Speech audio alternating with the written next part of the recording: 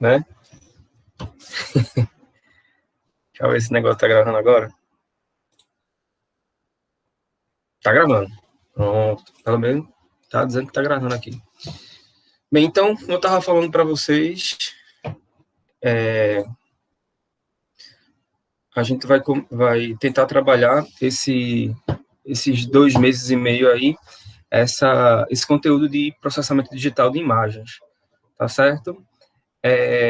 Todo mundo já percebeu, acredito eu, que as atividades estão tão complicadas de serem realizadas, né? Não só por causa pelo menos da parte dos professores, da dificuldade de produzir conteúdo e de atuar nos meios digitais, né? Somos de gerações distintas. Além disso, a gente tem ainda as dificuldades impostas pelos locais de trabalho, né? Daqui a pouco, espero que não, mas daqui a pouco minha menina chega aí pedindo para assistir Marcha, pedindo para assistir Peppa, enfim, a gente acaba tendo alguns problemas relacionados a isso, e a gente pede uma grande compreensão de vocês. Acredito que alguns de vocês tenham problemas similares, né? Questão de barulho, daqui a pouco a turma começa a jogar bola aqui embaixo, né? Os pirra começam a correr, enfim. Então tem essas dificuldades, além das dificuldades técnicas também que podem ocorrer, né? Principalmente relacionadas à conectividade.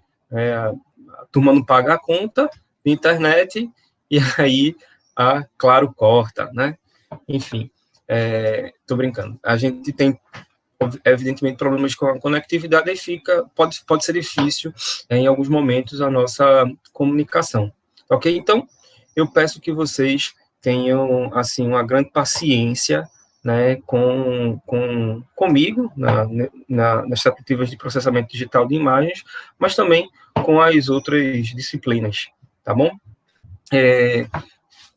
Percebam também que esse período suplementar que a gente vem falando, ele tem algumas características peculiares, né?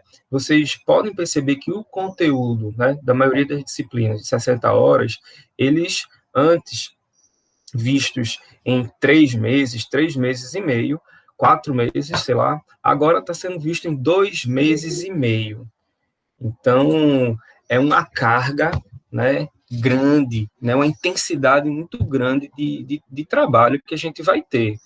E por isso, a gente precisa de um grande comprometimento de vocês, né, e também uma grande participação por parte dos docentes. Então, peço também paciência em relação a isso e perseverança para que a gente consiga concluir todas as coisas. E essa é uma das principais razões, tá, para não se ter uma quantidade muito grande de componentes curriculares, de disciplinas disponíveis para vocês se matricularem, né? Acho que ficou limitado a 4, né? Se o cara fosse formar, aí pode botar 5 ou 6, mas, no geral, a gente só pode se matricular em quatro disciplinas para evitar, né, maiores problemas relativos à intensidade das coisas. Beleza? Então, só para dar algumas satisfações a vocês relacionadas a isso. Joinha? Dá para escutar direitinho o áudio? Tá tudo certinho, tudo tranquilo? Tá tendo algum barulho aí? Só a imagem que tá feia, né? Depois eu tiro, daqui a pouco eu tiro, aí fica melhor. Então, vamos conversar um pouquinho sobre como vai ser a dinâmica. Não, deixa eu falar isso aí antes. Gente, vocês estão vendo que as atividades estão sendo gravadas, tá certo? Tá lá em cima, no canto superior esquerdo, lá falando, gravando. E fica gravado tudo que vocês falarem, que vocês mostrarem aí na câmera de vocês, como também fica registrado o chat. Então, por favor, evitem comentários, brincadeiras e principalmente a divulgação, né, de links e materiais que podem ferir direitos autorais, tá certo? para que a gente evite qualquer tipo de problema, uma vez que isso vai ficar de domínio público, tá certo?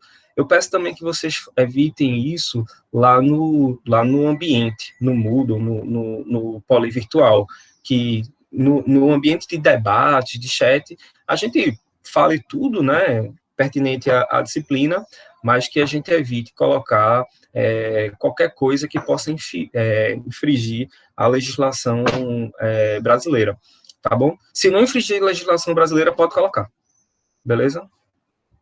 Seria muito bom que a gente estivesse na Suécia, né? Que aí não ia ter problema nenhum. O Pirate Bay estaria de boa, mas estamos no Brasil, não pode. Tá de boa? Se vocês quiserem trocar materiais entre vocês, tranquilo. A maioria das coisas que a gente vai precisar, né, com relação à referência, a gente tem nos slides que eu já coloquei lá no ambiente. Vocês já viram o ambiente? Deixa eu mostrar aqui o ambiente. Cadê o ambiente? Uma guia do Chrome. Eu sei mexer nessa porcaria. Pronto, olha aí o ambiente. Esse é um ambiente virtual, tá certo? E aí a gente já tem aqui as orientações gerais. Nessas orientações gerais, tem falando mais ou menos como é a disciplina e tal. É aquele mesmo documento, tá aqui, ó, deixa eu ver se vocês enxergam, aqui embaixo, o plano de ensino, aquele mesmo documento que foi disponibilizado em algum lugar, que eu não sei onde antes de vocês se matricularem. A gente vai tentar se ater a ele, né? E a gente tem 10 semanas regulares e tudo que vocês precisam saber estão aqui nas semanas, né? 1, 2, 3, 4, 5, 6, 7, 8, 9, 10. Né? Tem os links das reuniões, as datas, os ambientes para o Meet, tem os drives, né, os materiais que estão lá no drive, tudo compartilhado. Eu tentei deixar aberto para todo mundo, tá ligado?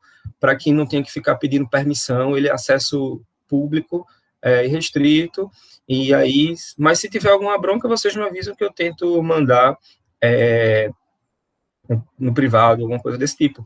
Eu só coloquei os links porque o nosso estimado ambiente virtual, né, o Polivirtual, ele não admite arquivos superiores a 1 mega, ou seja, nem foto dá para colocar direito desse triste, né? Enfim, aí não tive que colocar os links. E também vou colocar os links das aulas gravadas e tal, vou colocar nele também, logo que a gente concluir cada uma das aulas, beleza? Aí vocês podem dar uma checada mais à frente.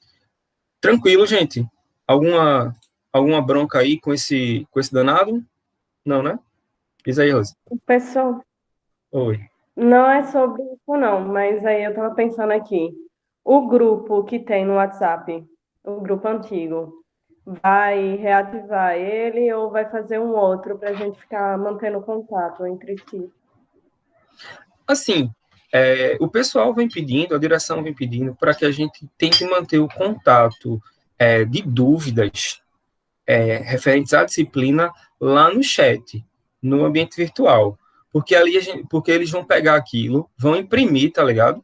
Pegar aquilo, imprime, não sei se em papel ou em PDF, e vão mandar lá para o Conselho Estadual de Educação. Aí é bom a gente interagir por lá, porque aí, enfim, prova que a gente. Prova não, né? Traz mais uma evidência de que a gente está com as atividades regulares. Mas a gente pode reativar o WhatsApp quando forem questões assim mais que não forem dúvidas mesmo, for coisas de andamento, sem bronca, a gente pode ativar. Se vocês quiserem, aí a gente reativa, vocês falem por lá, sem problema nenhum.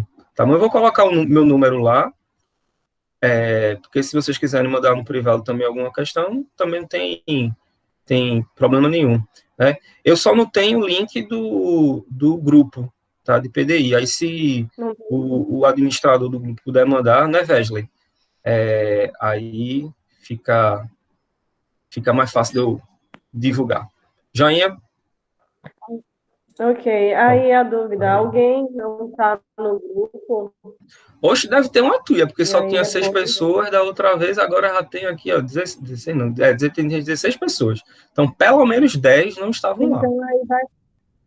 Era bom, né? Sei lá, de repente aqui por mensagem sair colocando o número, o telefone, né?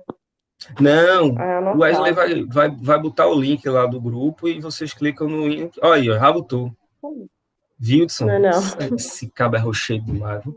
Aí vocês entram E lá e, e entram e a gente conversa por lá também. Ó, o Wesley já foi embora.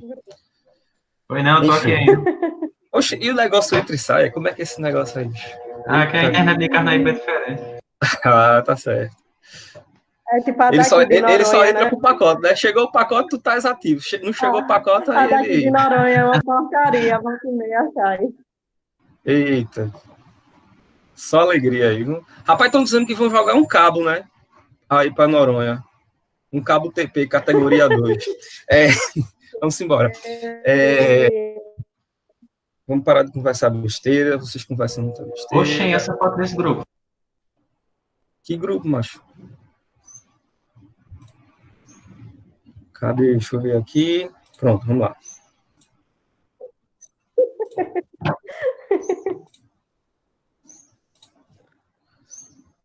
Vocês estão vendo aí a telinha? Tá de boa? Tela cheia? Pronto, vamos embora. Qualquer coisa, vocês abrem aí o áudio, tá certo? E fala, porque nesse momento eu não estou vendo o chat, tá? Beleza. Pronto, ó. Então, Tranquilo. o que a gente pretende com o PDI? A mesma ideia que a gente falou nas atividades presenciais, né, na turma presencial que a gente tinha antes. Então, o objetivo da disciplina ela não foi alterada, tá certo? Então, é basicamente fornecer a vocês alguns conceitos básicos, né, relacionados a processamento de imagens, tá certo? E compreender essas questões, tá bom? Não tem nada de... eu não quero formar ninguém para trabalhar com processamento de imagens, desenvolver ou fazer mestrado nessas áreas, tá certo? É realmente só para mostrar uma introdução e mostrar, digamos assim, a perspectiva das engenharias no que se trata da área de processamento de imagens, tá bom? O que mudou? Mudou digamos assim, o cronograma ou a distribuição das atividades, né, que a gente tinha em relação ao período presencial, né? A gente agora vai, como eu falei, vai desenvolver as questões em 10 semanas, não mais em 18, 20, 18 que a gente tinha habitualmente.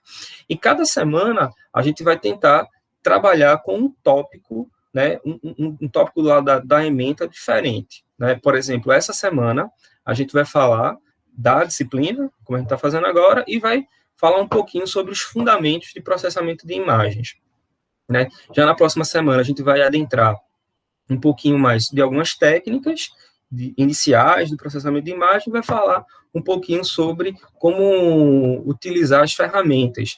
A gente vai adotar, pelo menos eu vou adotar o Python, tá certo, para trabalhar com PDI, e aí a gente vai ter uma breve e incipiente introdução a Python, coisa que vocês vão precisar complementar, tá certo? Nessa segunda semana. E da terceira semana em diante, a gente vai utilizar a metodologia que foi descrita lá no plano de ensino, que a gente vai falar mais à frente. Joia? Cadê? Pronto. Então, a metodologia. A gente vai utilizar duas metodologias um pouquinho complementares, digamos assim. A primeira é a metodologia baseada em problemas. Então, eu vou apresentar a cada semana, já está lá no ambiente, alguns problemas de cada um dos tópicos. E aí, vocês devem ver esses problemas, né, ler o material de referência, que são os slides, ou pegar o livro, né, o do Gonzalez, eu falo mais à frente, e vocês vão tentar entender, desenvolver as coisas a partir desses problemas. Vamos estudar o problema, tentar resolver o problema a partir da leitura dos materiais, tá certo? Então, mais ou menos, a gente vai ter essa distribuição de carga horária para para o desenvolvimento das atividades, tá certo? Que é a leitura do material, o desenvolvimento das soluções, no caso, a criação dos programas, a interação entre vocês, e a participação lá no fórum para a gente conversar sobre dúvidas diretamente relacionadas aos tópicos, tá certo? Então, a ideia inicial é que a gente forme grupos, né, sei lá, 2 ou 3 pessoas por grupo, sei lá, 8 grupos, e que esses grupos vão ficar fixos até terminar o período, tá bom?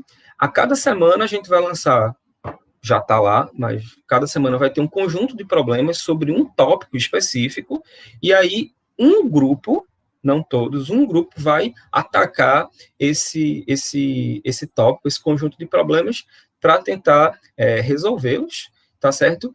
E vai também, com o ferramental que desenvolveu e com os conteúdos que absorveu, vai tentar trazer esse tema, essa temática, para que seja discutido, analisado durante o encontro presencial virtual. Beleza? Então, além de resolver, né, de fazer os programinhas para resolver os problemas, vão ter que dar uma lidinha no material e trazer tudo, explicar tudo à luz do que está sendo desenvolvido. Beleza? Deu para entender isso? Beleza? Beleza. Pronto. Então, vamos embora. Isso aí é na aula síncrona, né? A gente nem vai se ver mais, só vocês entre vocês. E quando é que vocês vão me ver? Vocês vão me ver quando a gente for desenvolver as atividades síncronas. E aí a gente vai usar aquela ideia, né, da sala de aula invertida, né? Que é o seguinte: eu não vou trazer o material, preparar vídeo, ficar 1h e 40 minutos falando com vocês, isso aqui, isso aqui lá, isso aqui lá, isso aqui lá, isso aqui lá. Eu não vou fazer isso. Quem vai fazer são vocês. Joia, o grupo que ficou responsável pelo tópico da semana, ele vai apresentar as soluções dos problemas que foram levantados e vai também fazer uma contextualização, explicar os conceitos fundamentais daquele tópico. E aí a gente vai discutindo. Eu tenho uma ideia, um planejamento assim, que como cada aula vai ter 1h e 40, né, as equipes, os grupos, eles podem dimensionar suas apresentações, né, para meia hora, né, 40 minutos, no máximo, para que o restante do tempo a gente possa debater, eu possa fazer pergunta, seus muito amigos possam fazer perguntas para vocês, né, de cada um dos grupos, possam fazer perguntas direcionadas para o Wesley, quer dizer, para os seus amigos, né, e, enfim, para que a gente faça uma coisa bem, bem dinâmica, que todo mundo possa, pelo menos, dar uma vista assim no material antes da gente debater, que aí isso evita, digamos assim, um tempo gasto desnecessariamente, né, com coisas que poderiam ser lidas e ficarem entendidas de maneira mais rápida. Beleza? E a gente vai fazer isso exatamente como a gente está fazendo agora. Aqui no Meet, a gente vai se encontrar e vai apresentar tudo. A ideia é que a gente utilize a quinta-feira, né, hoje, as quintas-feiras, a partir da terceira semana, para que cada um dos grupos que tem aquele tópico relacionado, os integrantes dos grupos possam se encontrar e conversar, né? Aí, como vocês vão se encontrar, vocês que sabem. Se encontram, conversam, planejam o material e tal. E eu vou estar disponível naquele horário para tirar dúvida lá no chat, tá certo? Dúvida para ser online mesmo, tempo real. E na sexta-feira, né, todas as sextas, a gente vai ter as apresentações dos grupos, ou de cada um dos grupos, em cada uma das semanas, ok? Então, é mais ou menos essa a dinâmica que eu planejei para a gente fazer nessa turma. Joia? vou abrir espaço para pergunta daqui a pouquinho, deixa eu só falar aqui da frequência. Frequência das atividades síncronas vai ser computada com a presença na videoconferência, tá certo? Eu daqui a pouco dou um print aí, vejo quem está, quem não está e pá. E nas atividades assíncronas vai ser computada com a entrega das atividades nas datas previstas. Então, é o grupo que entrega as coisinhas, beleza. Se não entregar, aí falta. E vocês sabem que vocês têm que ter 75% de presença, né? Qualquer valor acima de 25% de falta é reprovado por falta. E isso está valendo, não vai ser mudado. Né? Em termos de avaliação, ela vai ser contínua, cumulativa e realizada a cada semana. Então, como é que vai se dar, mais ou menos? Nas atividades assíncronas, que vai corresponder ao primeiro exercício, vocês vão ter que entregar as coisas. Então, se tiver a lista de exercício, entrega a lista de exercício. Se tiver que entregar o projeto, né, o problema, entrega o problema. Se tiver que fazer a apresentação, manda a apresentação. E nas atividades síncronas, que vai ser referente ao segundo exercício, vai ser a participação no chat, tá certo? Ficar tirando dúvidas, enfim, conversando, batendo papo lá, e também o desempenho lá na arguição oral. Né? Então, naquela semana, a gente tem uma determinada equipe, tanto você pode perguntar como ser perguntado, mesmo não sendo daquela equipe, né? E aí o seu desempenho vai ser avaliado naquele horário. Tá certo? Deu para entender tudinho? Todo mundo vai ser avaliado toda semana. Todo mundo vai ser avaliado toda a semana. Joia? E afinal, que eu tenho absoluta certeza que ninguém vai precisar, mas a gente fala, né, só para registrar, ela vai ocorrer na 11ª semana, tá bom? E aí, enfim, eu vou perguntar a você, vai fazer chamada oral de todos os 8 tópicos. Eu sei que não vai acontecer, mas, enfim, vai ser assim, se precisar. Bem, em termos do cronograma detalhado, vocês podem dar uma acessada lá no material e ver como é a distribuição, né, nessas 2 primeiras semanas. Basicamente, o que eu vou pedir para vocês é que estejam aqui comigo, né, para a gente bater os papos, e aí a gente vai entregar as listas e tal, e da 3ª semana em diante a gente começa com a estratégia, com a metodologia da sala de aula invertida, né? Na quinta-feira, o grupo se reúne para ajeitar os materiais, né, e eu fico disponível lá para ajudar, e na sexta-feira, a apresentação. Vou reforçar. Mesmo que os integrantes, que você não esteja participando do grupo, que está com a responsabilidade do tópico daquela semana, leia o material, porque você vai ser perguntado, beleza? Se não por mim, pelos seus muito amigos coleguinhas, beleza?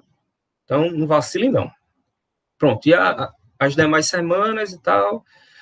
Bem, como eu falei, a gente tem algumas notas de aulas, tá certo? Já está lá no ambiente virtual, toda semana ela tem um tópico diferente, e aí lá tem um link no Drive de cada um dos conteúdos, dos slides que a gente produziu. Aí você pode ir lá dar uma olhadinha.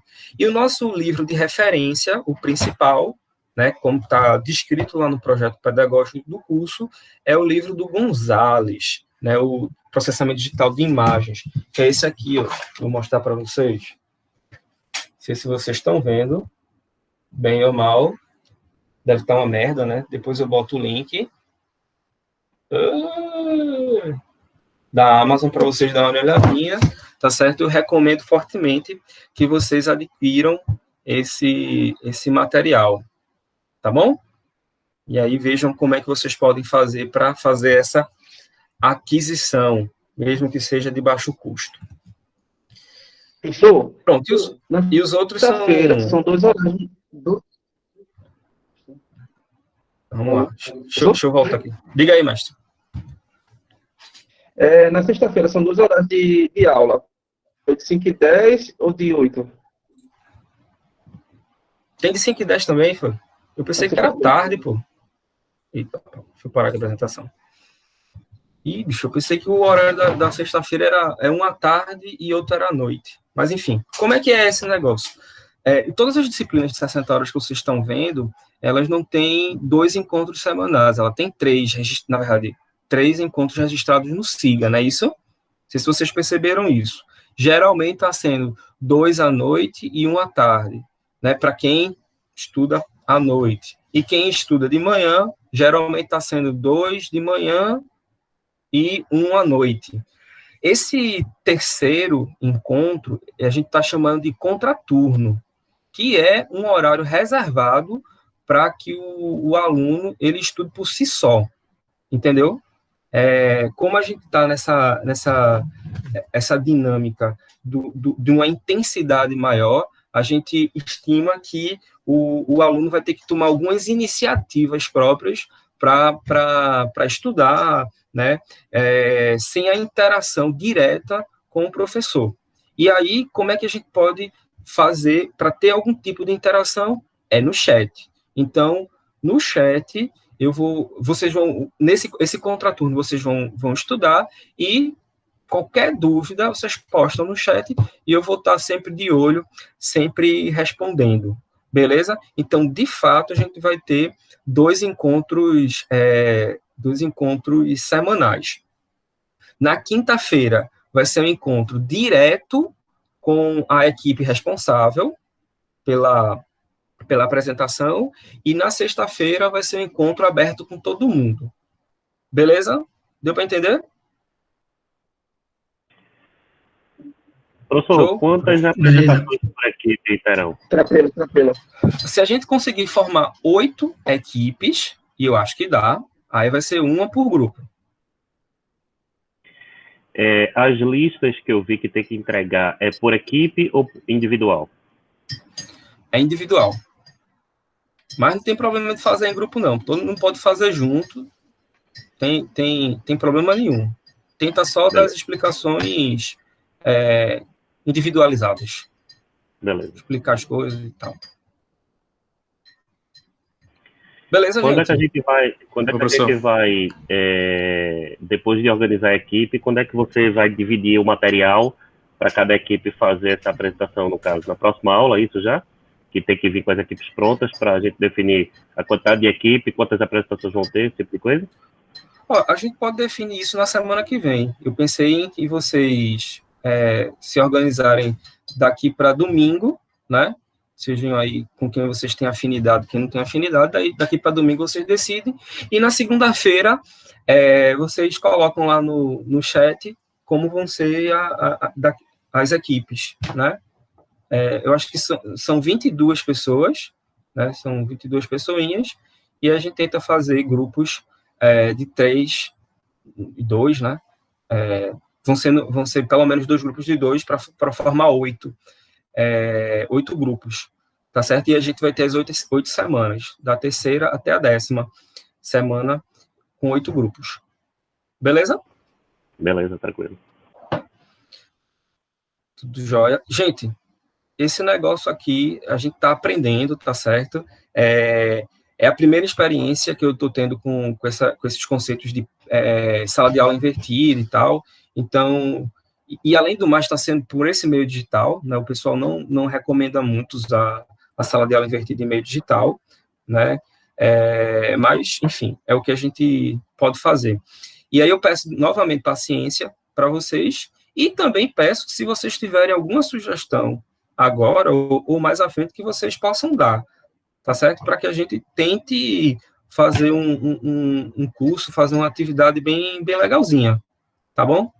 Eu não quero causar grandes testes, não, né? Mais do que o necessário. A gente vai trabalhar bastante, né? Vocês vão trabalhar bastante, né? Eu vou estar interagindo bastante com vocês, mas eu não quero que isso seja nem um pouco estressante, tá certo? Então, se vocês tiverem alguma sugestão agora para dar, para a gente fazer umas atividades bem legais, podem falar, viu? Está aberto aí o parlatório, o lugar de fala. Eu tenho. Fale, coração. Pode ser outro horário para os encontros ou tem que ser necessariamente esses horários que estão na grade? Você sugeriria que a gente tivesse algum encontro à tarde, alguma coisa desse tipo, é? À tarde ou pela manhã, não sei. Quem tiver assim Uhum. disponível, né? Tem que ver a disponibilidade de todo mundo. Isso. É Eu besteira, imagino que é porque tem gente trabalhando, tem gente ainda que está com alguns compromissos de manhã, aí talvez fique complicado. Mas a gente pode ir em uma semana específica, por exemplo, se você tiver alguma dificuldade em uma semana específica, a gente pode ir, fazer os ajustes sem problema nenhum. Mas eu acho difícil fazer uma mudança do horário agora, sabe? Uhum. Beleza? Vamos deixar isso para uma situação, digamos assim, pontual. Sim, em Obrigada. relação à metodologia, assim, a dinâmica das coisas, tá de boa? Vocês estão tão confortável não, mas vocês acham que é possível a gente conduzir as atividades assim, ou vocês, enfim, não, acho que vai ser muita carga de trabalho, vai ser uma coisa muito louca e é melhor a gente ajustar isso. O que é que vocês acham? Tá tranquilo. Eu acho que se for uma apresentação e as listas de exercício, acho que tá tranquilo, dá para levar de boa. Se tiver São só mais 3 atividades, listas, pai. só são São só 3, né? 3 listas. Só tem Eu 3 pensei que essas eram... iniciais, pô. eu pensei que eram várias listas, tipo, listas Não, pô. semanais. Não, Não, não. eu acho que tá de boa. Se for uma apresentação, tá tranquilo, de boa mesmo. Porque assim, a equipe, ela vai ter que dar o gás. Diga aí, Wesley. Vai dar certo, tá de boa. Vai dar certo, né? Vai ser, Tá pelo certo. que eu vi, parecido com aquela disciplina, né? Projeto de circuitos. A Isso, metodologia. isso. Aí, uma equipe, ela vai dar o gás em um tópico. Então, por exemplo, vai que tu pega a primeira semana, tu vai ter que se lascar para entregar tudo na primeira semana, tá ligado? Na terceira. Vai ter que dar o gás mesmo. Mas depois, tu não vai ter mais que ficar fazendo grandes trabalhos, né, relacionados ao conteúdo, tá ligado? Tu vai ter que só que ler os materiais, evidentemente, porque eu vou te perguntar em todas as semanas, mas tu não vai ter aquela carga de desenvolver, de criar programas, de compreender bem os conceitos, porque tu vai ser arguído por todo mundo, então isso aí já vai ser, digamos assim, distribuído entre todos os integrantes, entendesse? Então, acho que não fica tão pesado assim, não. Ô, professor, tô com a dúvida em relação a se vai ser somente o senhor mesmo ou vai ser aquela mesma ideia de antes do começo do semestre, que era metade metade você e metade outro professor.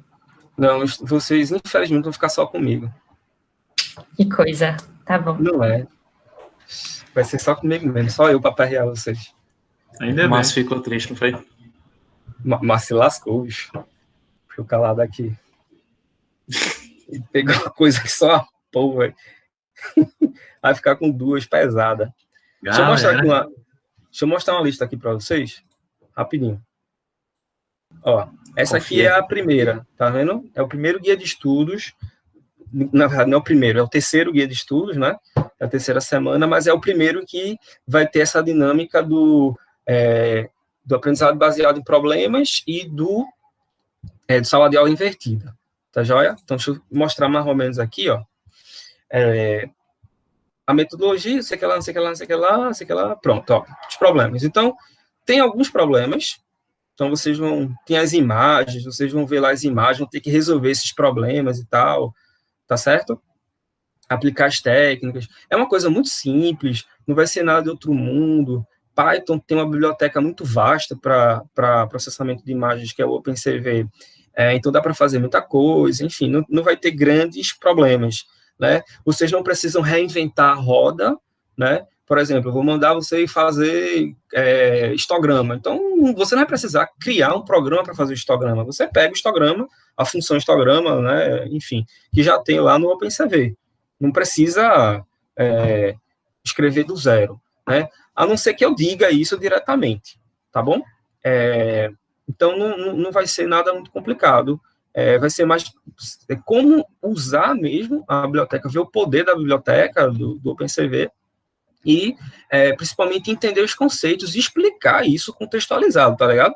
Não adianta chegar aqui, ó, o histograma é isso. Aí quando eu digo, mas e ali, por que está maior e está menor? E você não consegue explicar e você se lasca. Então tem que explicar mesmo. Tem que dominar cada uma das coisas que está sendo feita. Joia? E a gente vai ter, no final, um desafio que você vai ter que fazer uma coisa, é tipo como se fosse um projetinho, tá certo? Nesse caso específico, vai ser para investigar técnicas de inserção de marca d'água e esteganografia em imagens. Então, você utilizando plano de bit, quantização, transformada, ou alguma outra técnica aí, e vocês vão ter que mostrar alguma coisa, né, no fim do semestre, na 10ª semana, vão ter que mostrar alguma coisa, um projetinho, um software, alguma coisinha relacionada a isso. Todo mundo vai apresentar isso na 10ª semana. Beleza?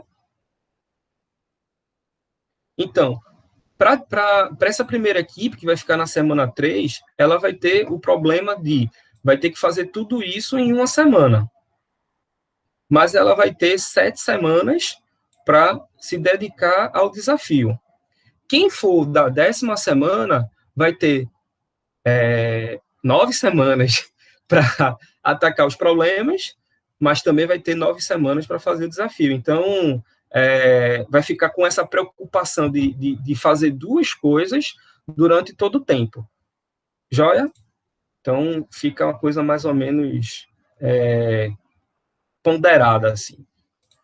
Tranquilo? Deu para entender? Tranquilo. Razoável? Todo mundo feliz? Não sei, tem que ver cada arquivo. Né? Porque, assim, o meu interesse é que vocês estejam felizes, tá certo? Né, Gabriel?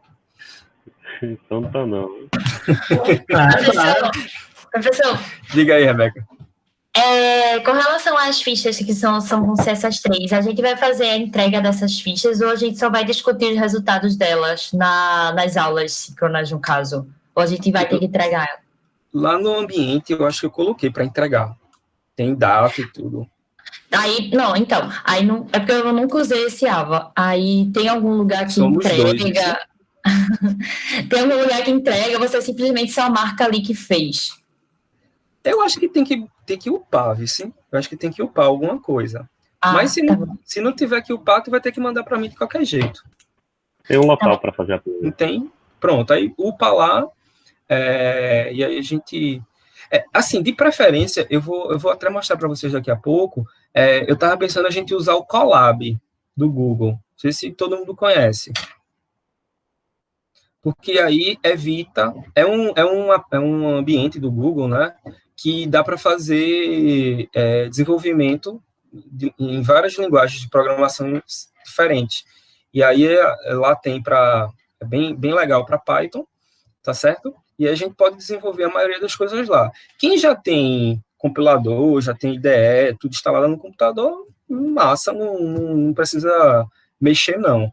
Mas quem não tiver, não precisa fazer uma instalação, sei lá, da Anaconda, nem nada do tipo, ou de alguma outra linguagem, enfim, para poder programar em Python, ou em qualquer outra linguagem, enfim.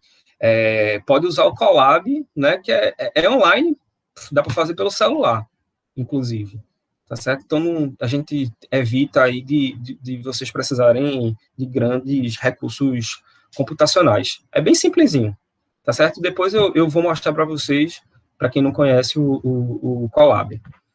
Aí, se você não quiser mandar os códigos upados, né, o .py, aí podem mostrar o link, compartilhar comigo o link do seu Colab. Aí eu posso ver lá, a gente vai discutindo, ok? Se eu não entender o código, se eu não entender o que você fez, aí eu lhe pergunto. A gente faz nessas 3 primeiras listas, a gente tenta fazer uma coisa mais individualizada. Certo, Rebeca? Certo. Pronto. Digam mais aí.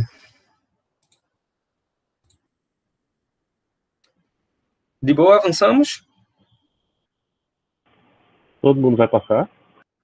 Todo mundo vai passar. Não sei por onde, mas vai.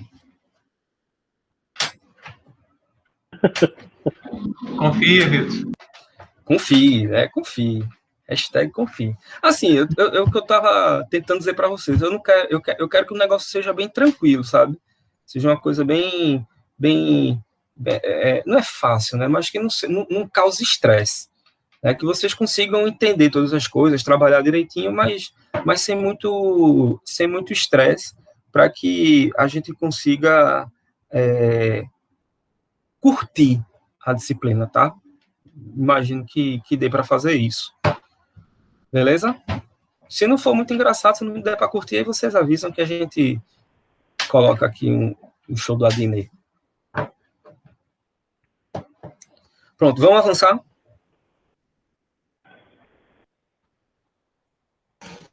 Vai. Simbora. Cadê o... Tá aqui, deixa eu abrir. Sim, pessoal, todo o material já está lá no site, no site, no ambiente. Então, se vocês quiserem dar uma olhadinha, já podem ir lá bulir que vai dar, tá tudo certo.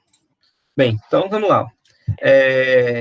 Vou tentar começar a falar agora um pouquinho sobre o que é o processamento digital de imagens, né?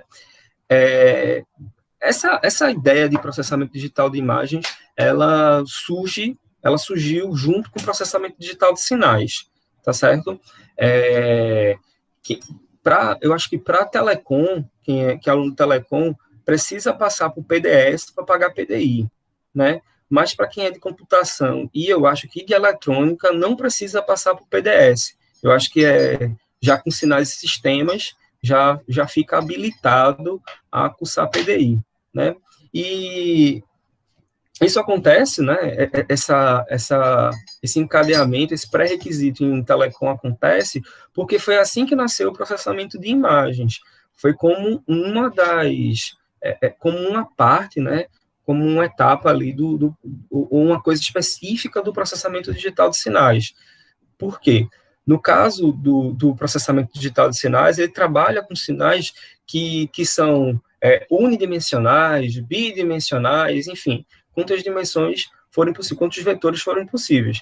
Já o processamento de imagens, ele tenta trabalhar com sinais que são bidimensionais ou tridimensionais, como no caso bi seriam imagens que elas estão em escala de cinza, né, aquelas preto e branco, né, e as tridimensionais são aquelas coloridas, né? Então, é daí que surge a ideia do processamento de imagens, e é assim também que a gente tenta modelar matematicamente as imagens, por meio de sinais, de funções bidimensionais, né? Diferentemente dos outros tipos de sinais que habitualmente são representados pelo tempo, né? Amplitude e tempo. No caso de processamento digital de imagens, perdão, os níveis de cinza, eles são ponderados e relacionados à posição, né? A coordenada X e coordenada Y, esses dois eixos, ok? E, em geral, cada elemento, né, cada localização no par ordenado XY da imagem, né, desse sinal, a gente chama de pixel, né, que é um elemento da imagem, picture element, tá certo? A gente pode enxergar esses sinais bidimensionais como se fosse uma matriz ou um array, tá certo? É por isso, falando de matriz aí, é por isso que é importantíssimo que vocês estudem bem, ou tenham estudado bem a disciplina de álgebra linear. Acho que todo mundo fez bem álgebra linear, né? Claro, deixa eu desativar aqui a câmera.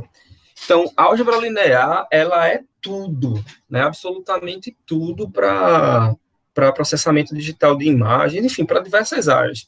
Então, vale a pena a gente relembrar alguns conceitos mais à frente, tá bom?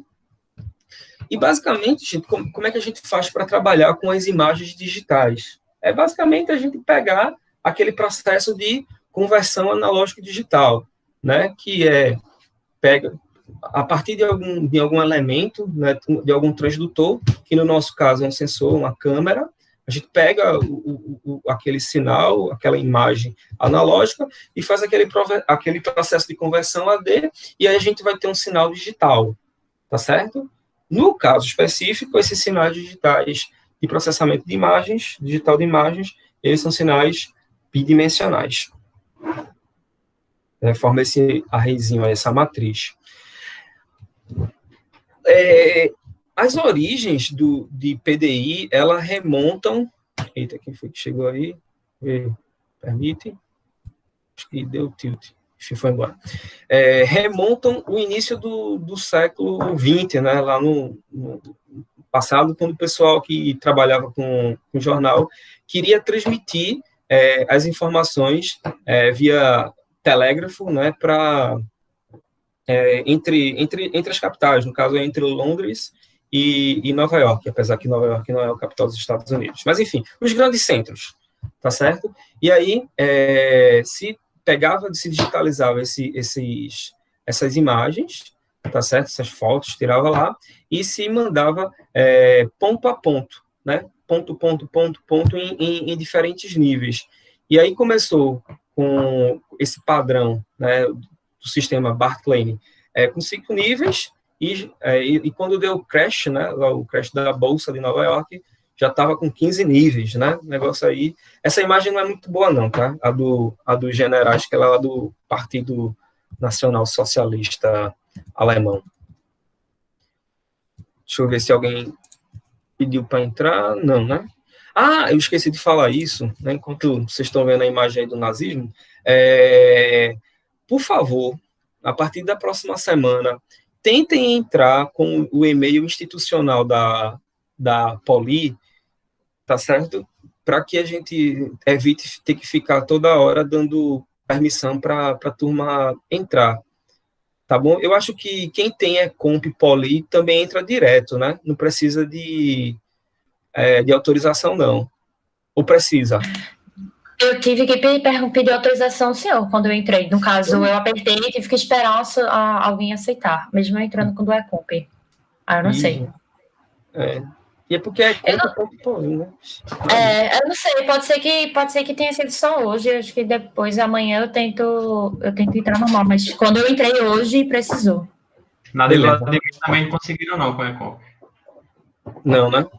Não. Então, enfim, mas quem não tem e-mail Ecomp, ou quem não tem e-mail Poli, né, Roseline, por favor, fale lá com o DTI, né, o suporte DTI, que lá no site da Poli tem um linkzinho, suporte DTI, aí você fala com a turma lá e fica aperreando o Daniel Ranieri para eles fazerem um e-mail institucional para vocês, tá certo? Para a gente não ter que ficar toda hora dando permissão para um e para outro. Beleza? Beleza. Pronto. E aí, mais à frente, começou-se a utilizar as imagens coloridas, né? A gente deixou de utilizar imagens monocromáticas, como esse preto e branco aqui, e se começou a se associar cores a cada uma das matrizes, né? Os primeiros padrões de cores foi o RGB, vocês estão vendo aí, em que eram três matrizes, cada uma dessas matrizes representando, ou camadas, né, o pessoal usa também camada, cada uma das camadas representando uma das cores fundamentais do padrão, vermelho, verde e azul. E a composição, vocês estão vendo aí, ó, um cada coisinha, um pontinho azul, um pontinho vermelho, um pontinho verde, enfim. E aí se diminuiu o tamanho, né, ou a resolução do pixel, o negócio foi ficando cada vez menorzinho, e aí foi intercalando os pixels de cada uma das cores, das camadas. E aí, quando você tira o zoom, né, fica aquele efeito visual de que tem várias cores, né? Enfim, mas na verdade não, são 3 cores que existem ali, 3 intensidades de cores distintas, e a composição delas é que causa diferentes cores que a gente acaba enxergando, tá certo? O conceito moderno de PDI, ou as técnicas que a gente vem utilizando, mais especificamente para PDI, usando sistemas digitais, elas começaram na década de 60, né, na NASA, quando ela precisou, né, depois que ela estava tirando foto da Lua, tirando foto aqui da Terra e tal, mexendo com satélite, ela precisava fazer tratamentos, né, daquelas imagens, daqueles sinais que ela estavam chegando, tá certo? O canal, o meio de transmissão lá do espaço para aqui, para a Terra, é extremamente ruidoso, né? Vocês sabem que aqui na Terra a gente tem a proteção da camada de ozônio e, sei lá, 99,3%, isso é um número cabalístico, tá? 99,3% dos raios, eles não entram aqui na Terra, né? Mas lá no espaço não tem camada de ozônio, lascou, né? Então, é ruído para dedéu. Isso prejudicava muito os sinais, né? Eles não chegavam com a inteligibilidade boa. E aí a NASA precisou tratar melhor esses sinais, no caso, as fotos, para boa compreensão.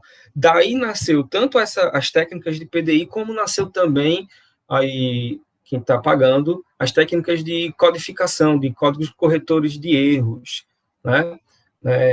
Nasceram juntas aí, que tudo isso serve para proteger as imagens. E na década de 70 se começou a utilizar essas técnicas de PDI nas áreas médicas, né, para quando a gente utilizava transdutores como tomógrafos, raio-x, enfim, a gente pudesse aplicar transformações nas imagens que permitissem que nosso sistema visual percebesse melhor, tá certo?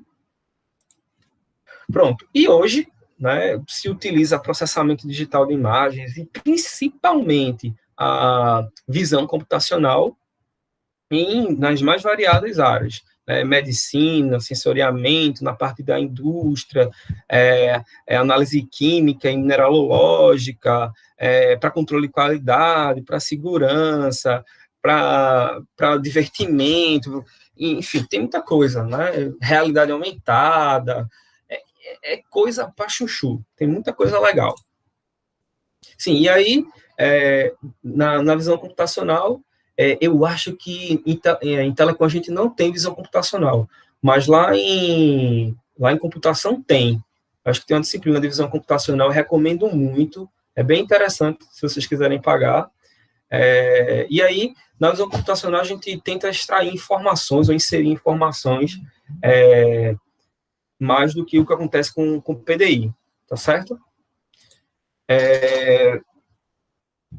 A gente pode trabalhar, né, como vocês viram no primeiro slide, que as imagens digitais, elas nada mais são do que sinais bidimensionais. Então, em tese, a gente pode trabalhar, utilizar as técnicas de processamento digital de imagens em qualquer sinal que seja bidimensional, não importando a origem dele, não importando se eles são, de fato, fotos, né, que ficam no espectro visível. Cadê o espectro visível? Aqui, ó, espectro visível. Ou se eles são imagens oriundas, sinais oriundos de outras fontes de energia, como sinais ultravioletas, raio-x, raio gama, micro-ondas, acústico, enfim. A gente tem hoje diversas equipamentos com diferentes faixas do espectro que podem produzir sinais bidimensionais, né? E aí a gente consegue fazer essas operações, né? Aí tem algumas áreas de processamento digital de imagens, basicamente são as áreas que são descritas lá no livro do Gonzalez, tá certo? Eu não vou me adentrar muito sobre isso, não. E até porque cada um desses conteúdos vocês vão trabalhar melhor. Pronto. Como é que a gente obtém a imagem, né? Como eu falei, o principal processo de obtenção de imagem digital é por meio da digitalização, tá certo? A gente utiliza as câmeras, que são nada mais, nada menos do que transdutores, e eles podem trabalhar individualmente, né? Em varredura ou por meio de um arranjo, de um array, né? De um arranjo bidimensional.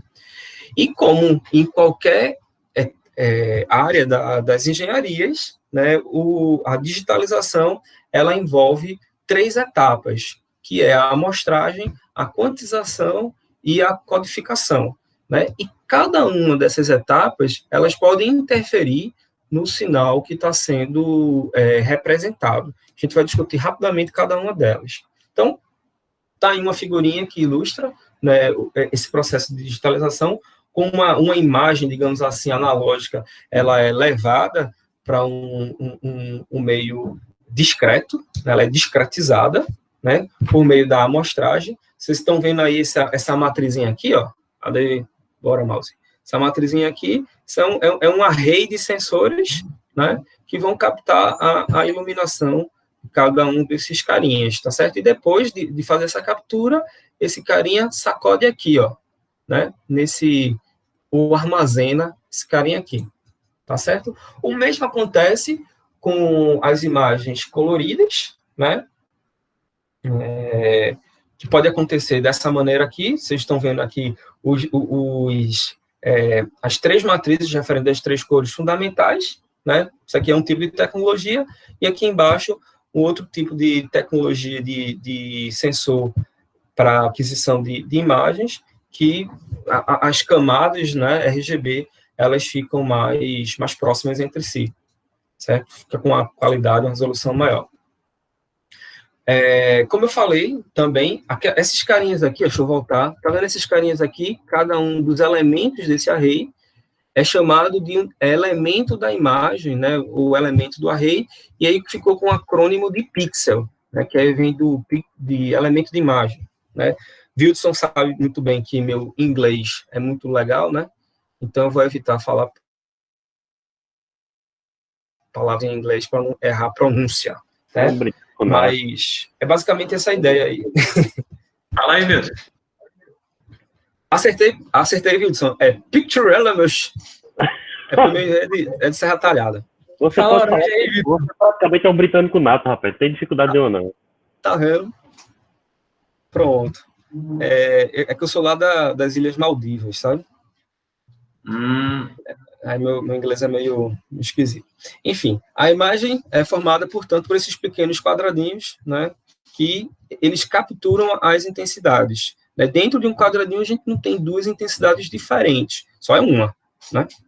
XY e valor de XY. Como está apresentado nessa matrizinha aqui, ó, tá vendo? Aqui, a coordenada, a posição 0, 0 é o primeiro, geralmente a gente começa, a origem deles é aqui o canto superior esquerdo, mas em alguns casos a gente pode colocar ela no centro, né? A origem sendo aqui no centro, bora, no centro. E o que a gente tem é uma função f de xy, em que xy são as posições, tá certo? E a saída, né, o valor da função, representa exatamente o nível, a intensidade de cinza, né, representado. Ou, a depender da cor, a intensidade de vermelho, a intensidade de verde, a intensidade de azul. Ok? Então, é assim que a gente trabalha, é assim que é representado as imagens. A gente pode descrever, basicamente, 2 tipos de componentes que contribuem, né, para a percepção do nível de cinza. Elas estão relacionadas com a iluminação, que é a quantidade de iluminação que incide, né, e a reflectância, que está relacionada com quanto aquele objeto ele reflete ou ele absorve, tá certo? Então, isso aí vai mostrar, vai vai especificar o nível de cinza que a gente vai ter. Então, imagens que ela tem de um ambiente que é bem iluminado, tem uma grande iluminação, tem uma grande intensidade, evidentemente que ela vai ter um nível de cinza maior, né? De valores maiores. Mas, se a gente tiver num ambiente com boa iluminação, mas for tudo preto, né, você não vai ter valores de nível de cinza muito alto, né? Você, por exemplo, pode ir para um estádio de futebol à noite, pegar os refletores e mirar para o céu, e o céu não vai ficar branco. Ele vai continuar escuro, preto, né? Então, não muda muito aí, não é só a iluminação que vai caracterizar, né? Tem a refletância e a absorção também. Os valores de nível de cinza, geralmente, eles são associados a um valor mínimo, digamos, 0, e a um valor máximo, tá certo? O 0, ele corresponde, né, classicamente, a uma coloração escura, ao preto, e o último nível, aí você escolhe o L1, o L-1, ele está relacionado a cores mais claras, no caso, ao branco, quando a gente fala em escala de cinza, tá certo? Nessa imagem aqui, ó, não sei se vocês enxergam, né, eu não consigo encontrar 32 unidades aí, mas há 32 níveis de cinza saindo do preto e indo até o branco, níveis distintos, tá certo?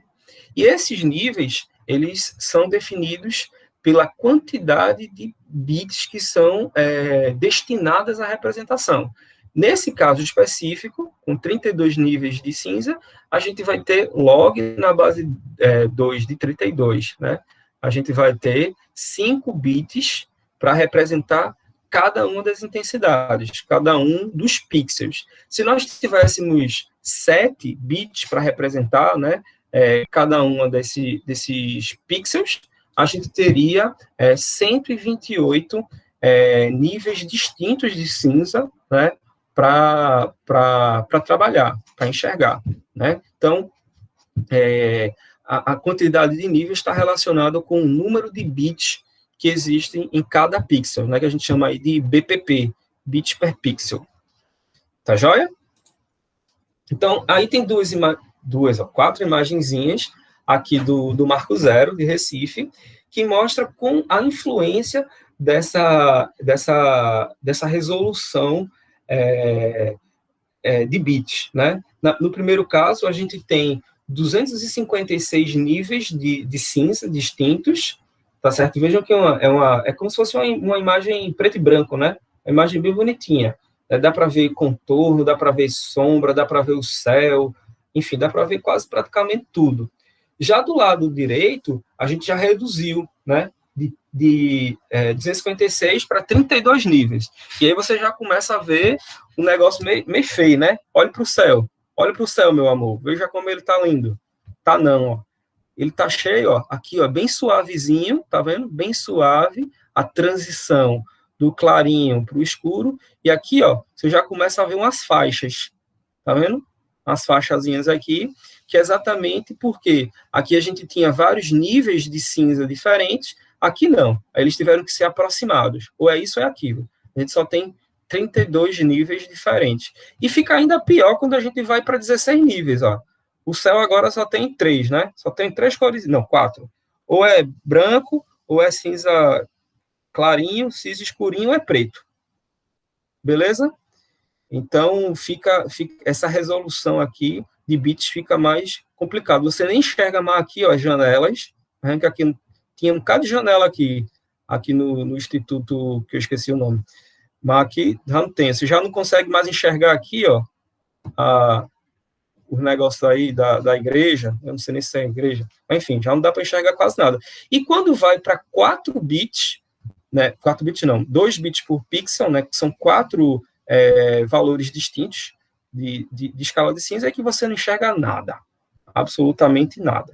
Tá certo? Só tem branco, cinza claro, cinza escuro e preto. Não tem mais nada.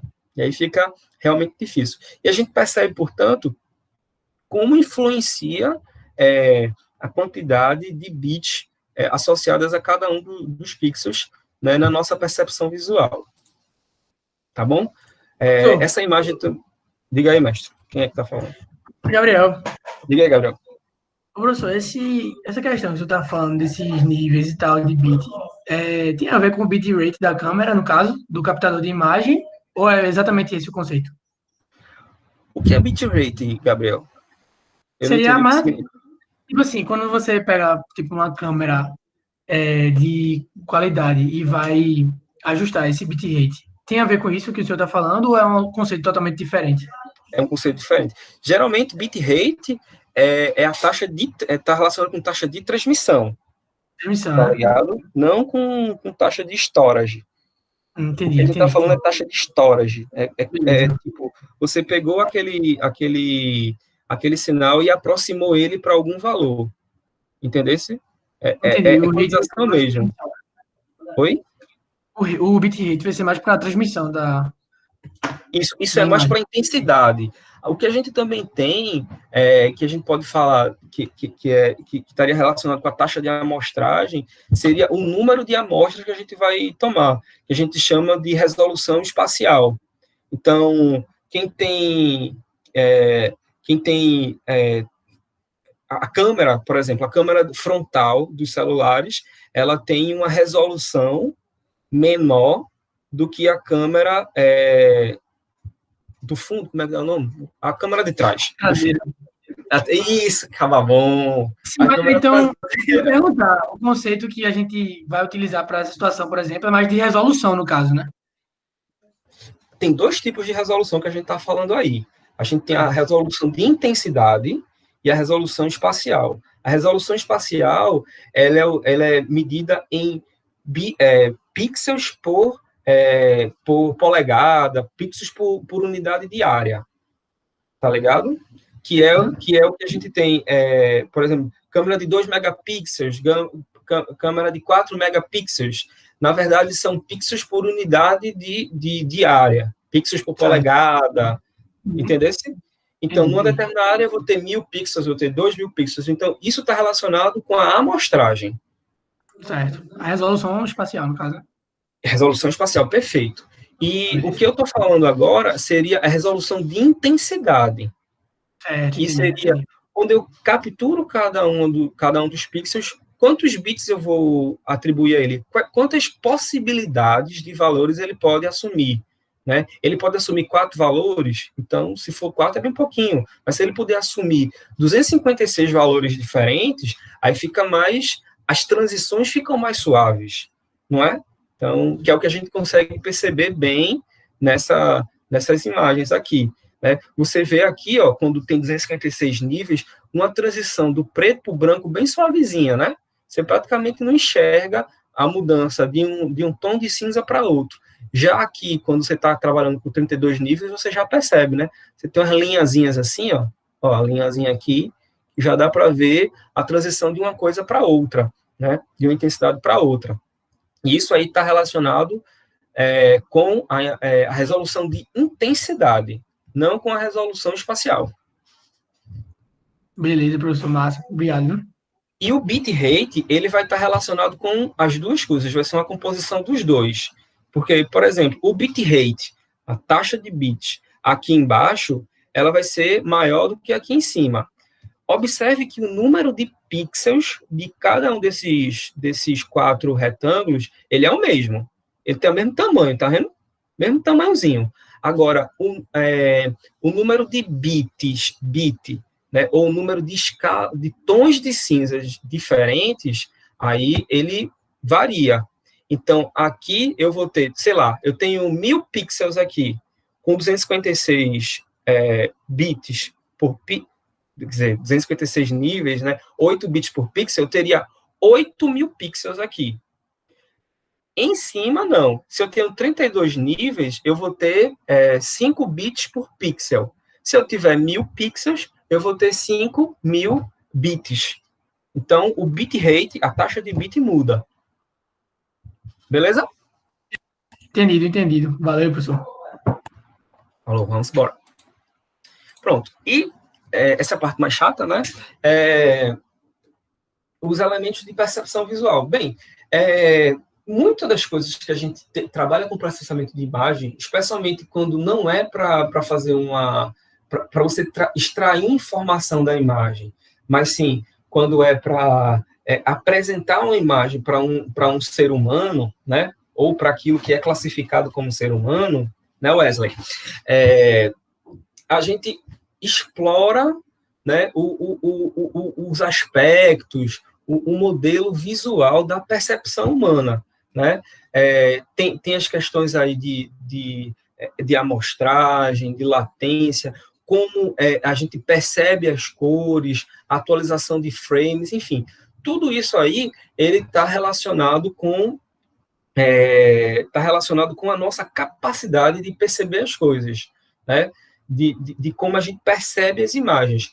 E muitas das técnicas de processamento digital de imagens, elas vão explorar essas características para fazer essas apresentações, né? Então, aí tem algumas informações bem básicas, né? Mostrando principalmente que os nossos olhos, eles trabalham como se fossem lentes, e a parte de absorção da luz, ela trabalha de maneira muito semelhante àquilo que acontece lá com aquele nosso arranjo de pixels, né? Aquele array que a gente mostrou lá no comecinho, né? A gente, na retina, a gente tem uma série de célulazinhas bem pequenininhas que funcionam como se fossem esses sensores, né, os elementos da câmera, CCD, e aquilo ali é amostrado, é pego, né, e é apresentado ao cérebro, que vai fazer a formação, a composição daquela imagem, tá certo? Enfim, não vou ficar falando dessas coisas não, que é chapadão. Como vocês lembram lá de física, né, geralmente as coisas as imagens, elas são formadas na retina de maneira invertida, e o cérebro desinverte, e aí chega uma coisa de grande importância, que está relacionado com a nossa percepção, que é o brilho, né? O brilho, ele é bem subjetivo, é uma coisa que não é subjetivo no sentido que depende de cada um, né? Não é subjetivo no sentido de que é relativo aos indivíduos, mas ele é subjetivo no sentido de que ele depende, digamos assim, do cenário, né? Se você tivesse, por exemplo, deixa eu ver se eu coloquei a imagem aqui, pronto, ó, olha como é que há essa subjetividade. Todos esses quadrados centrais, esses cinzas aqui, ó, esse, eles têm a mesma intensidade, né? É o mesmo nível de cinza. Vou dar um chute, é 128 o valor dele, tá certo? Mas você percebe, eu acho que todo mundo percebe, que ele vai escurecendo à medida em que o cenário em que ele está inserido vai mudando. Então, quando eu coloco esse quadrado cinza perto de um quadrado preto, né, mais escuro do que ele é mais claro. Já quando eu coloco esse quadrado cinza num cenário em que o restante é mais claro do que ele escurece. Então, é isso que a gente chama de brilho, né? Essa percepção que a gente vai tendo da intensidade da cor, da intensidade do sinal, que depende do ambiente que ele está inserido. Tá joia? Isso aí, como a gente percebe, eu não sei se vocês enxergam isso, agora nas lives dá para perceber bastante. Quando você está olhando lá para o camarada falando, aí a luz bate mais, o cara se mexe um pouquinho assim, a luz bate mais ou a luz bate menos, né? Quando a luz bate um pouquinho mais, né, aí você vê o negócio clareando, quando a luz bate um pouquinho menos, o negócio ele escurece bastante, né? Enfim, tem essas relações aí, tá bom? Então, o brilho, ele tem essa característica. Uma outra coisa importante relacionada ao nosso sistema de percepção é que a gente consegue distinguir muitos níveis diferentes. A gente consegue olhar uma faixa enorme de valores. Porém, a gente não consegue fazer a distinção quando a gente tem níveis muito próximos. A gente percebe várias cores diferentes, mas se aquelas cores forem próximas umas das outras, por exemplo, a gente consegue ver a diferença entre a intensidade 255 e a intensidade 254. Se elas estiverem, por exemplo, num fundo preto. Agora, se elas estiverem umas coladas na outra, a gente não percebe a diferença do que é 255, intensidade, né? O cinza, 255 e 254. Porque a gente tem esse fenômeno da adaptação do nosso sistema visual. Tem essa questão subjetiva do brilho, ok? Então, apesar da gente conseguir enxergar várias cores diferentes, a gente não consegue enxergá-las todas ao mesmo tempo, né? A gente tem uma adaptação aí. Beleza? A gente tem outras maneiras, outras características também das cores, relacionadas à saturação e ao RUI, né, que é a percepção, das cores propriamente dita, tá certo? A saturação, ela está mais relacionada quando a gente chega a uma determinada intensidade em que a gente não percebe mais a diferença um do outro, né? Por exemplo, se a gente pega uma imagem, se a gente pega em vez de 8 bits por pixel, a gente coloca 9, né? E a gente vai clareando, tentando clarear cada vez mais o branco, a gente não vai perceber a diferença, né? Deixa eu dar um outro exemplo. Não sei se vocês, mas eu não consigo perceber, muitas vezes, a diferença de branco gelo e branco neve. Beleza? Para mim, satura. Tem cores diferentes ali, mas saturou. Chega no momento que eu não percebo mais a diferença, mesmo ela estando em ambientes distintos. Acontece isso com vocês, não? Ou só eu que tenho problemas mesmo? Só tu. Beleza, obrigado. E outras coisas que estão relacionadas à nossa percepção também é a formação dos objetos, né? Como a gente pode identificar ou não objetos, tá certo? Olha só, a gente tem nesse canto esquerdo aqui, ó, como é de fato a transição dos diferentes níveis de cinza, tá vendo? O que ocorre, esse gráficozinho está mostrando aqui o que ocorre de fato. O cinza clarinho, o cinza escurinho, vai escurecendo até chegar ao preto. É isso aqui que efetivamente existe. Mas o que a gente enxerga é isso daqui, ó. Esses picos aqui, ó, eles estão relacionados às transições, né? Parece que quando chega numa transição de um nível de cinza para outro, as coisas mudam, né? Tem uma, que a gente chama de borda, né? Tem uma borda. E aí, a transição é como se existisse uma cor adicional ou alguma coisa diferente, mas que de fato não está lá, né? Não tem nenhuma linha aqui, não tem nenhum pixel aqui, entre essas duas etapas aqui, que signifique esse valor maior. Não tem. É exatamente o que está sendo descrito nesse gráficozinho aqui, tá certo? Então, isso aí é uma coisa que existe no nosso sistema de percepção visual, né? Uma outra coisa que tem, né, que é engraçada, é como a gente constrói objetos, né? Nessa primeira imagenzinha aqui, todo mundo aí está enxergando um quadrado, né? Mas, evidentemente, né, que quem fez essa imagem não colocou um quadrado aí, ele colocou esses 4 semicírculos aqui, e é a gente, no cérebro podre da gente, que imagina muita coisa, né, a gente acaba enxergando aí um quadrado. Da mesma forma. Oi?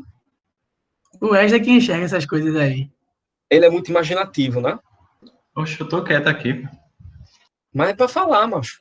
Olha, o cara que fez essa imagem aqui, ele colocou as retas, essas retinhas aqui. Mas todo mundo aqui enxerga um círculo, mas ele não colocou esse círculo, né?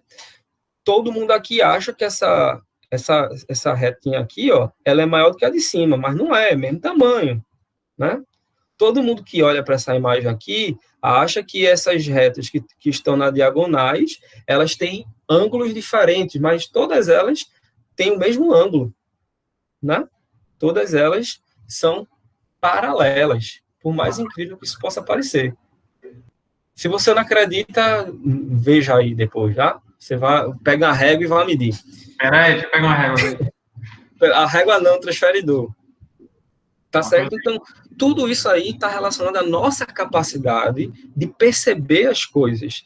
E, às vezes, levar isso para um sistema computacional, fazer com que um sistema computacional entenda isso, é muito custoso. Né? E aí é que surgem as áreas de visão computacional, que muitas vezes se entrelaçam com as áreas de aprendizado de máquina e etc, etc. Beleza? Pronto. Então, eu terminei essa partezinha aí. Era isso que eu queria falar basicamente para vocês. Deixa eu parar aqui a apresentação. Eu tinha para falar isso para vocês. A gente amanhã fala sobre mais algumas coisinhas do processamento dos fundamentos, tá certo? Se adentra mais um pouquinho, e quando for na quinta-feira, a gente fala um pouquinho faz uma breve introdução a Python, tá certo? Eu recomendo que vocês deem uma olhadinha lá nos slides 4 e 5, que tem o conteúdo do que eu vou falar sobre Python. E quem já conhece Python não precisa se dar o luxo de se estressar muito, não. Tá certo? Vai ser alguma coisa meio que sacar, porque eu acho que você já entende muito bem. Mas eu vou também mostrar algumas coisas relacionadas à biblioteca OpenCV, tá certo? Então, aí seria interessante se você pudesse, ao menos, dar uma olhadinha. Tá bom? Pessoal, alguma dúvida? Vocês querem perguntar alguma coisa? Ô, professor, não em relação à aula agora, só uma dúvida que surgiu. As chamadas vão ser feitas pelo Classroom, no caso do Classroom, desculpa, pelo Meet, você vai conseguir pegar o número das pessoas, essas coisas? Isso já tem uma extensão aqui no Google que ele pega todo mundo que participou da reunião. Massa. Aí, o problema vai ser se na hora que eu fizer a captura, né, o nego sair. Aí vai ter bronca. Mas aí já faz automático. Ele não precisa ficar perguntando o nome de cada um, não. Minha internet está uma bênção. Okay. Mas você não precisa nem falar, que eu já sei que você está aí. Diga mais.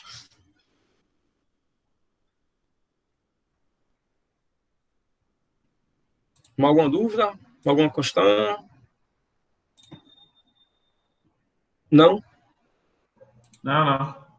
Não. Tá certo. Então, a gente conversa amanhã, né, não? Deixa eu parar de gravar aqui. Cadê? Como é que para de gravar? Pronto, eu vou tentar colocar